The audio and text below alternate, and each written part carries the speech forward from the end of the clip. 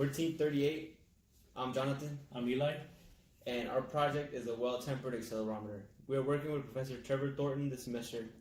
And for the project, we are in charge of calibrating the device that we got. The device is an accelerometer from Ambient Labs. We used a track and pulley system to calibrate the device. The track is used in order to get as close to a frictionless surface as possible. So when we do our calculations, we can compare it to our real world data and have it as close as possible. So the two scenarios that we had to take into account was horizontal track and incline track with the angle. In this case, we used a 30-degree angle. Going over the incline track, we had used classic Newton's second law. We had forces acting on mass 2, which is the mass on the pulley pulling down, and mass 1 was the cart, including the Ambient Labs device on top of it. We have the equations here. Mass 2 times force of gravity minus the tension of the string equals mass 2 times the acceleration going down. Mass 1 was the tension minus the mass of the cart times force of gravity times the sine of the angle of the incline equals mass 1 times acceleration. From here, we substitute t to get it by itself, and then we have the equation mass 2 times g equals mass 1 times g times sine of the angle equals mass 1 times a. From here, we have the final equation of acceleration, which we wanted to achieve 0.5 g's.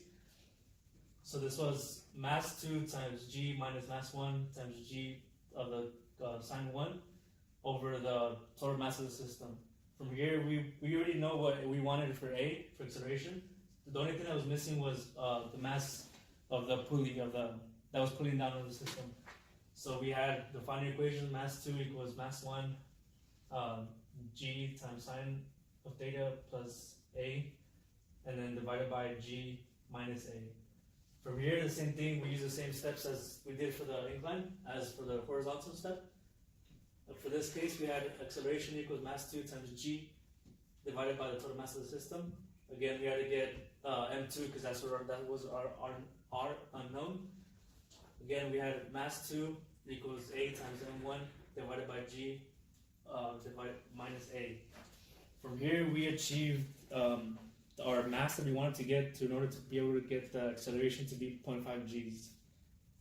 So the data we collected was then analyzed using a computer algorithm to remove any anomalies that the sensor might have picked up.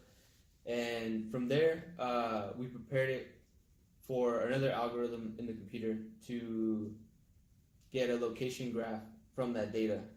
So what this will be doing is using a dead reckoning technique where you take acceleration data, you integrate it in order to get location.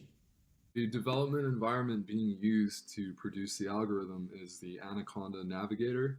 It is a package manager for Python, and what we are using as a development environment is Spider, which we have open right here.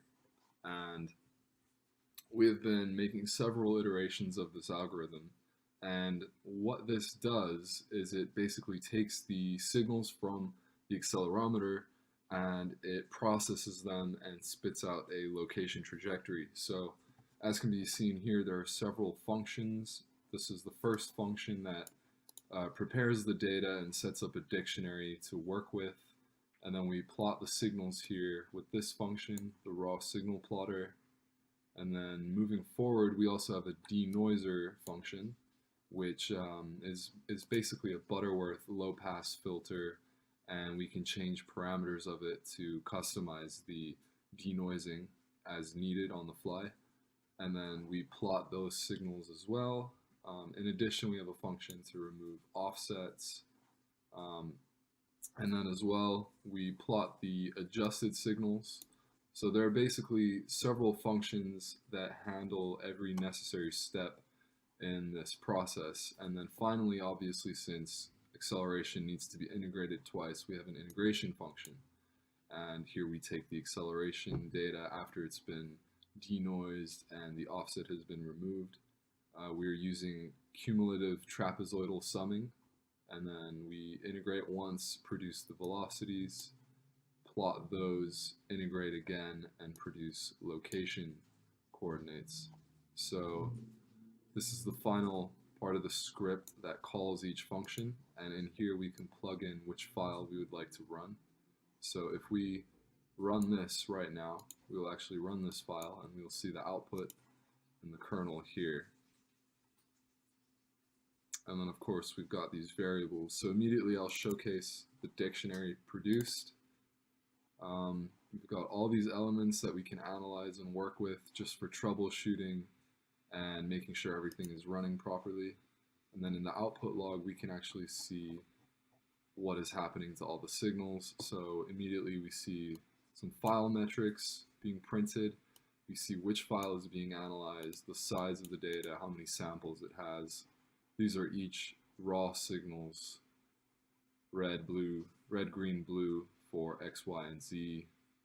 All of them together. As you can see, there's an offset. This is the denoised. The black line shows the offset, again for X, Y, and Z.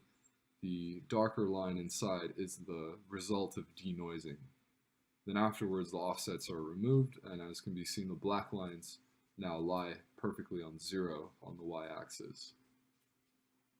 And then once integrated, this is the velocity produced in X, Y, and Z respectively, and then upon integrating a second time, location trajectory is produced. Hi, my name is Billy Hardiman, and I worked on GPS analysis, which included taking about a 30-minute window and analyzing, while the device was stationary, how much it jumped and varied. We found that there were discrete levels, and it was accurate to about 50 feet in either X or Y direction, and then about 5 to 10 feet in elevation, so up and down. So it was a little bit more accurate for some reason, and I believe that was due to the satellite orientation, and I'm currently doing a little bit more research on that to see if we can get that a little bit more accurate. And it was completed through a smartphone app, which logs GPS, the latitude and longitude, and elevation over periods of time at specific intervals. We looked at the intervals, and we wanted to keep them as constant as possible between them, which helped combine with the acceleration signals. It was a lot better to do the analysis that way. So we're still exploring a little bit more with the GPS, and that's what we're going to take care of a lot more in next semester.